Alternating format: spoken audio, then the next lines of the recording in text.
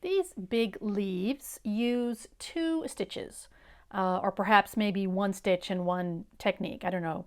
But we are going to begin by outlining the leaf and putting these leaf veins in with a split back stitch with 2 strands. And then we're going to fill in the spaces with needle painting. And needle painting is the technique, I guess. And as far as, sometimes there's a question about whether it's satin stitching or in this case, needle painting. Do you outline first and then fill in, or do you fill in the spaces and then outline? And usually, generally speaking, I like to fill in a shape first and then outline it because it's easier to avoid splitting the stitches if you've done all the inside work first and then you can outline on top of it. But this situation is a little bit different because this shape, all these little areas are kind of small, first of all, and there's a lot of lines going a lot of different directions. It is really easier to go ahead and outline or put, stitch your lines first and then fill in between. That way you can see where you're going to be stitching. And also, it would be really hard to fill in this whole area and fill in this little area and this area and this area and then leave a little space for your line. Because you've got all these lines in between shapes, it's really much easier in this instance to go ahead and do your stitch your lines first and then fill in.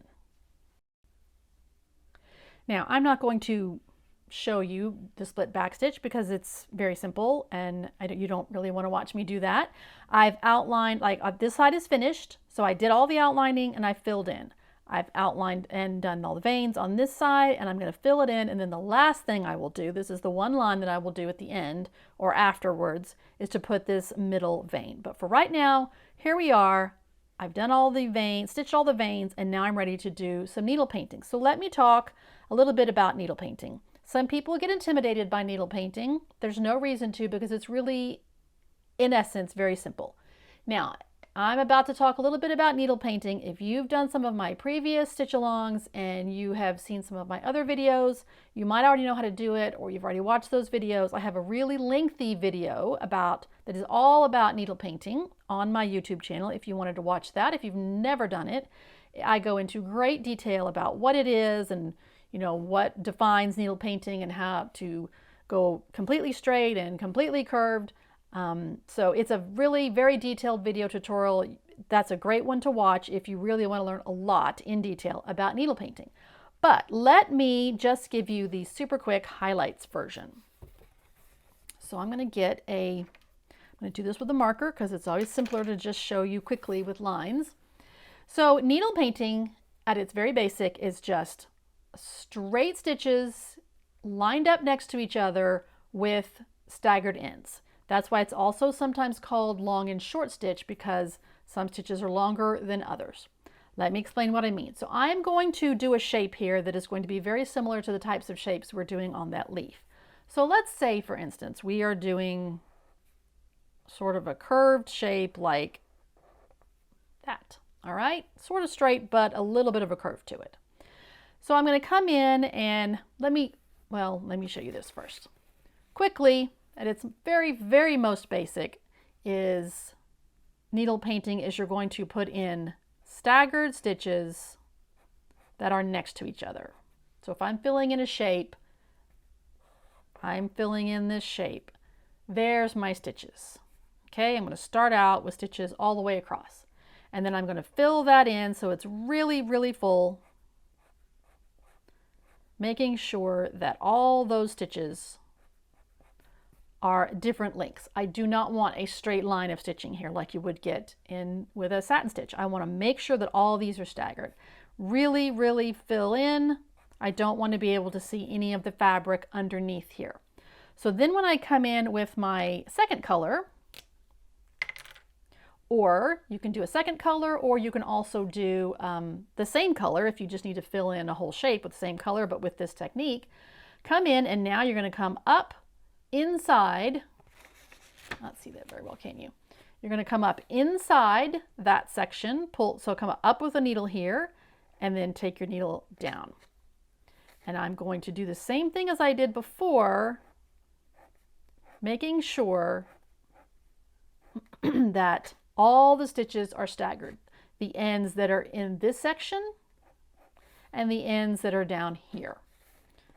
So same thing, fill all that in, long and short stitches, and then if I need to come back, I don't have a third color, but it's going to be the exact same thing. Now you're going to come up in this section you already stitched, come up here and stagger until that is filled in. So that's the super quick version. Let me show you the same exact thing now, but on this curved shape, which is what we're doing here. And curved shapes are just a little bit different. So you want to, but the same technique applies really. So make your stitches different lengths. Fill in till the whole thing is very full. Can't see the fabric underneath. Now let's say I want to make this thing, I want like the separation of the color comes right here.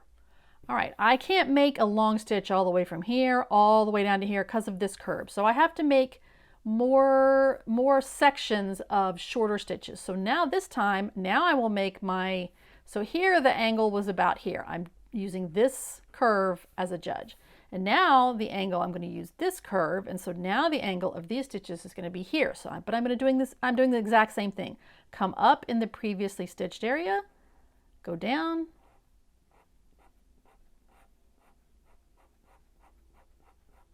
same thing until that section is full, but staggered ends here and staggered ends here. Now let's just say I want to switch colors.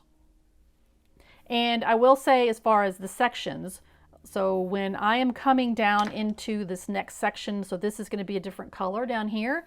So, and this was my line, the separation or the point at where the two colors meet. I want to make sure I bring those stitches way down into that second area. If I stop right here, then my color, the place where the two colors blend is going to be in a different place. So I want to bring lots of color down into the next section, and now same thing. Now my angle is going to be this angle, but same technique. Come up in the section you already stitched, go down, staggered ends on both sides. And I'm going to take this color way up into the previously stitched section. And I think I'm going to, like in this one, I would perhaps do one more. Now the angle's just a little bit different. And fill it in. So that's why you need staggered stitches. If I had a section that was, if I stitched and I had my stitches going like this, where all the ends were lined up, and then I came up and I did this one, even if I go up into that, that previous section, I don't have a blend. I still will get a choppy line. It's that intersection of where the staggered ends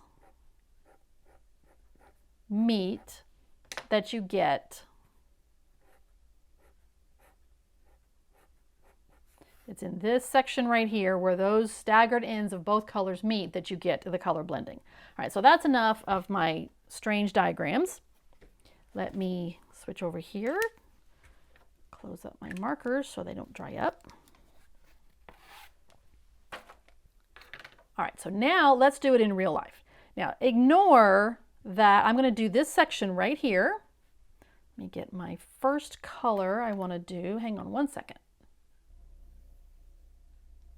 Okay, as I was saying, ignore that line right there. When I drew this pattern onto the fabric, I had a different plan in mind. But I switched horses in midstream, as they say, and I decided to do needle painting. So now this section, your pattern will have the correct lines on it. But now this section is going to have three colors. A section of color up here at the top, one in the middle, and one in the end. Kind of like I just showed you on the shape in that diagram. And let's talk briefly about strands. I'm using one strand for all of the needle painting on this sleeve. Like I said, 2 strands for the outlining, one strand for the needle painting. And sometimes people groan and think, oh my God, one strand is going to take forever. That's so tedious. I don't want to do that.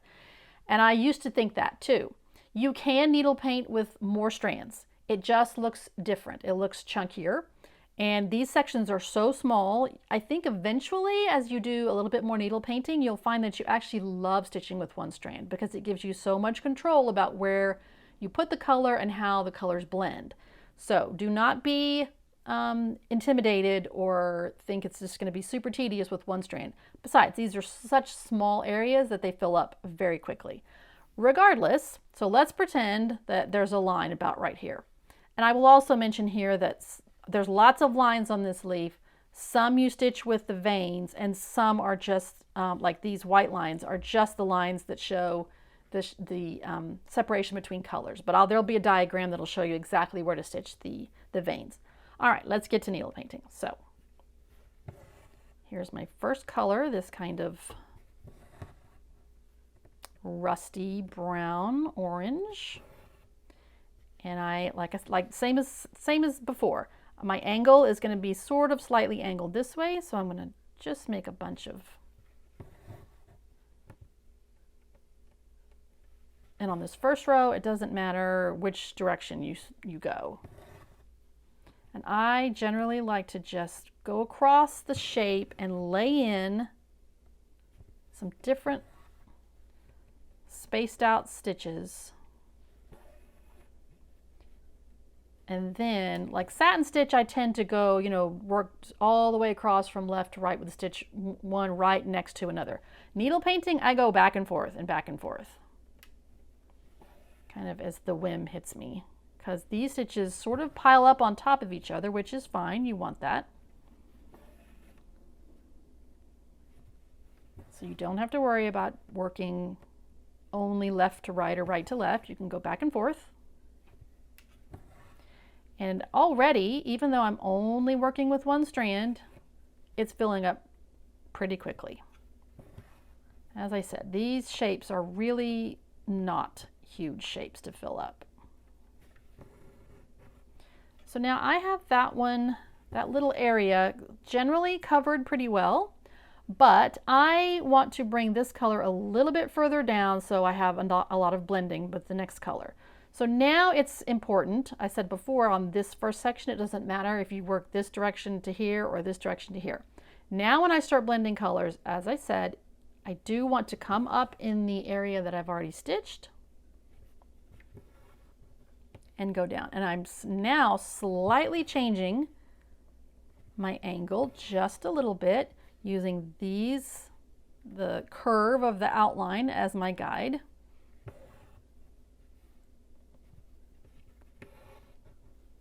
As I mentioned, I'm making sure to bring that color down much further than it's eventually going to appear. But if I stop too soon or if I don't have enough color in each area, then there's not going to be any color to blend with the next color. So my key thing is I'm making sure my ends are staggered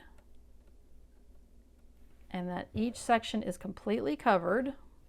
And I go far enough down into each section. I think I missed a little space right there. Sometimes it'll help if you're kind of trying to figure out where to take the needle down. I will take this thread and I'll sort of lay it against the fabric. And I know I don't want to, hopefully you can see that. I don't want to go that direction and that's too far, but I'm going to fill that little space that's right there. I'm going to lay it right there. That's where I'll go down. So even though this looks full, I'm going to make sure I put plenty of stitches. And I think that is pretty good. Now, it's looking like I've filled up half of that shape. But as I mentioned, I wanted to make sure I came way down into the next area because now I'm going to put the second color from about here to about here. So I'm going to come up inside the section I already stitched, change my angle of my stitching just a little bit, going around that curve, that very subtle curve.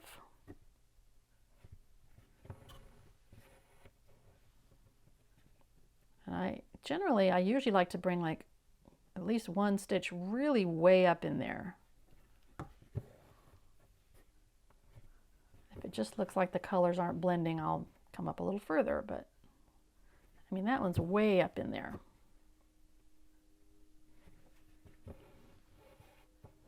But these two colors in particular blend together really beautifully.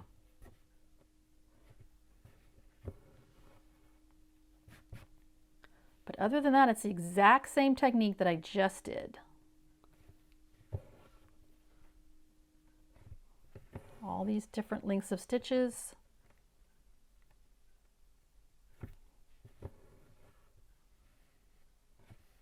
And I'm doing the same thing down here. I'm making sure that I bring the color far enough down into this third area, or the area where the third color is going to be.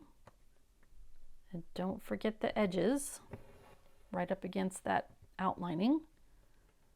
And that's looking pretty good, but it still seems like it needs to be filled in a little bit more so so it's nice and full. Gonna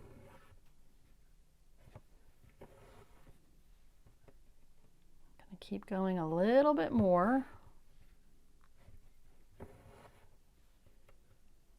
think it's a little sparse over there on this side.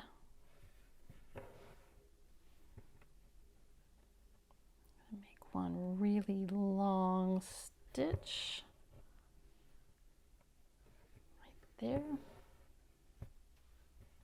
Okay, hopefully.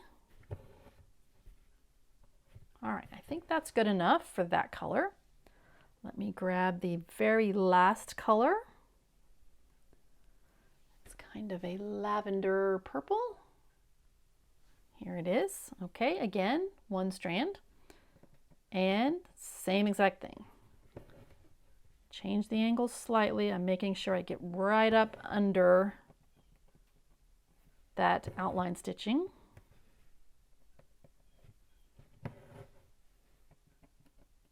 But I'm coming far enough up into that sort of pinky color so I get some blending.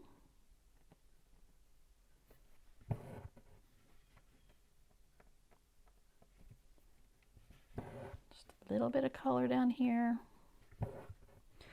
So I will say that the key really, I think sometimes where people, sometimes they think they don't get the blending, is they just don't put enough stitches in, particularly at the very beginning, that very first section. Get enough color laid down there so that, as I always, in my mind, I think if there's not enough color there, then there's no color to blend. It won't really blend with the next color because you don't have enough color. You just don't have enough color there. So that section, that was kind of a small section. So I think it is done. So see how you have a nice, you know, blending of those three colors. So that really, now hopefully you can see what I'm saying when I say it's really just straight stitches of different lengths. That's really all that needle painting is. And these sections are so tiny. It's a great introduction if you've never done it. And if you have done it, and hopefully you love it like I do, then this will give you just a little bit of a taste of needle painting with this leaf. For the petals on these daisies, I knew I wanted a different kind of a texture to make them stand out from all the stuff that's going on around them. And so I decided to use couching stitch. And a couching stitch is great for lines. It makes a very nice smooth line. But here I'm using it as a filling stitch. And it's really simple. It does take 2 needles, so even though it looks a little, or you might think it's a little complicated, it's really very simple. So what I have here is I have 6 strands of thread. For couching, you've got 2 things going on. You have a what I call a surface thread, which is this big one, and then you have a couching thread, which is this small one. So for the surface thread, I'm using 6 strands of DMC. And this is the only time that I guess one of the only times that I don't strip the threads. I always preach, you know, stripping your threads makes all the difference. But for this, I want this line of stitching to have kind of a a rope effect. So I don't want to pull these apart and have it look more like a flat ribbon. I do want a sort of like a round rope. So I'm not going to strip these 6 strands. So I have got 1 needle with the 6 strands. I have, you can, well, I'll tell you that in a minute. You can have a second needle that has, for this, I am using, for the couching thread, I'm using 1 strand. Couching, you can do all sorts of things. You could couch yarn, all sorts of things. You can couch one color with another. You can couch a thick line with a thin line, all sorts of things. But here I'm using the same exact color, 6 strands and 1 strand. So the first thing you're going to do is you're going to come up, bring this needle with the 6 strands, come up, and then you will lay the surface thread on the fabric, and then take the couching thread. I usually hold the couching thread with this hand, and then I stitch with this hand, and so this way I can kind of guide where this one is going. And you really just come up on one side of the line and then go down on the other side of the line, and that's it. I mean, that's the simple version, of course. Anywhere you may have a corner or you're making a turn, I always put a couching stitch at that point so that I can sort of hold it tightly on the back, and now I can use this hand and I can come and change directions. If I don't hold it on the back and I pull it, do you see how that couching thread pulled out? So that's why from the back I am holding that couching, the couching thread with the other hand so it stays tight. That way I can pull this one up. I'm pulling just very gently, and I get it in place, and now I can gently let go on the back, and now I will come up on one side of the thread and go down on the other. I pull the surface thread out of the way so I can see what I'm doing, and I push it back, and I make a little bitty stitch. I'm making sure that the 6 strands, the couching thread, is right up against the line that I've already stitched. It doesn't matter if you come up on one side of the line, the outside, and go down on the inside, or if you come up on the inside and go down on the outside. It does not matter. It's the same thing, obviously. And I'm always making sure that the the surface thread lays flat and is right up against the line I've already stitched. Like I said, this is just going to go in a spiral. I tried some different techniques about coming up and going down and whatever. It really ends up, it looks the same, honestly. So I really just am going to work around in a spiral till I get to the center of this, and I finish up this whole petal by just going around and around and around. I don't know if when you were young or when you were a kid, did you ever sit there and doodle, where you just drew a shape and then you just filled it in with spirals and went around and around? That's exactly what this is like.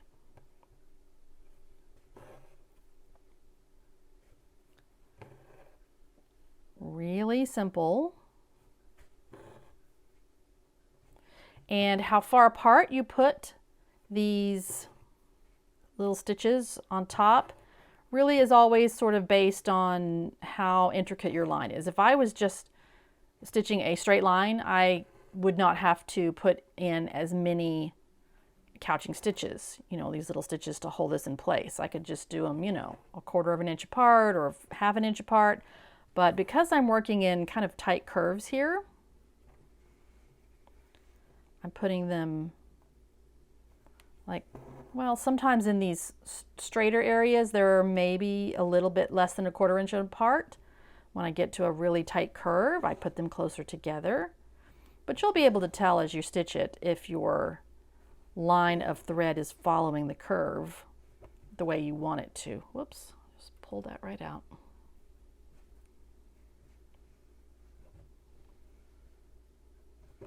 I did it again. Hang on. See if I can get that in there without yanking the needle out of my hand. So that is all there is to it. Really simple, and it gives it a really neat, I don't know, like a tapestry effect or something. Anyway, that's all there is for the petals on this daisy. There's just one other thing I wanted to show you. Here I am at the end of this petal. I've spiraled around and around, and now it's time to finish. So now I will just take the needle with that is threaded with the 6 strands, and all you got to do is just go down. Make sure that thread is laying flat, and now I'm done. After I finished stitching all of the petals, I really loved the texture and everything, but the color seemed a little bland to me. I don't know, just kind of needed a pop of color. So I added 1 straight line of the brightest green. I think it was 3 strands, so that's all I did there. And now I'm working on the center. And so I am going to, there's sort of like 3, like a semi-partial ring, and then another partial ring, and then this very center one. I am going to fill the middle ring with satin stitch. I'm using 3 strands, and I'm starting with the middle ring because I know I want to put French knots on the outside ring and some French knots in the middle, and I kind of want them to sit on top of this smoother satin stitch. So I don't want to have to satin stitch, you know, in between 2, you know, chunks of French knots, because it would be hard to not split those stitches. So that's why I'm doing the middle ring first. And I am, because this is an arc, I'm using the technique where I, it's a little bitty, that's really short from here to here. It's not a long span. So I am a little bit using the technique where if I need to, I can't say it's specifically every couple of stitches, like along here, I'm not needing to do it because it's kind of a straight, you know, kind of an even area, even width of an area. But as I maybe come around the side of this ring, I may need to do the technique, and there's a diagram of it in the embroidery stitch page, where I, you know, tuck the stitch underneath a little bit.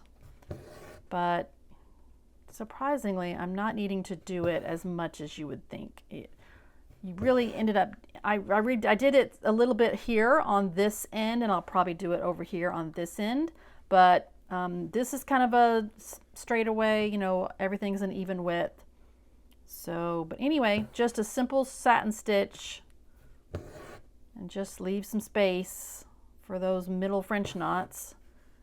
Let me see if I can show you as I get over here to the, I don't know what it is, the top of this oval, this donut. If I need to, maybe let me do one more yeah, okay, right in here. So now instead of going all the way to the edge, I know it looks like I did, I'm going to sort of start tucking some of those stitches under, because I have more space on the outside line and less space in this little bitty arc right here. So I'm going to tuck these stitches under so I have room for all of the satin stitches. But that's all there is to this middle ring, and then I'll go do some French knots. I am making the French knots on this outer ring now, and one of my favorite things to do with French knots is to mix up 2 colors of knots and kind of just pile them all on top of each other. And along with that, I started with the dark green, and now I'm putting in this light green. I'm using 3 strands of both the dark green and the light green. But in addition to changing the color up, I'm also varying how many times I wrap the needle. And that, it's very subtle, but that gives a different size knot. So here's what I'm doing. Over here on this little narrow area right over here, I'm just wrapping the needle twice for both the light green and the dark green. And then along in here, I'm wrapping the needle 3 times.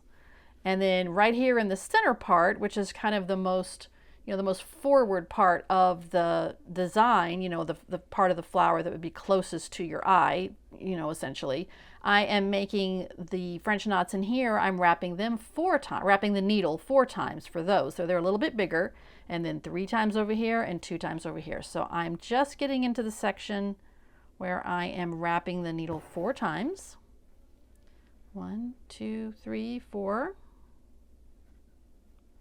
All the same stuff applies that we talked about earlier when we were doing French knots. keeping that tension and keeping your finger on it so it doesn't get all twisted up as it goes through. 3, 4. And so I'm just letting these knots sit kind of between and on top of those dark green ones. Like that. And that just makes a very fun, very dimensional, textural effect right in here. I need to go add one in right back over there. But anyway, have fun with these knots. I really like the effect that it gives when you mix up not just the colors, but the size of the knot as well. And now I'm doing the exact same thing in this little bitty center area that I did on the outside ring, although I'm using 3 of the shades of orange. And the dark orange, this I'm just doing random number of wraps. I'm not really, the 2 darkest brown ones, I think I wrapped one of them 4 times and one of them 3 times. The 2, that really bright orange, number 720, I think I wrapped both, like that one 3 times, this one 2 times. Now I'm using I think this is the lightest color of orange, so it'll really stand out. I wrapped that one 2 times. And maybe I'll do one other small light colored orange one and maybe wrap that one 2 times and really bury it down there in the middle and just pile it on top. Okay, let that one sit right up in the top center there. Okay, so that flower is done, and I really like that pop of those French knots right there.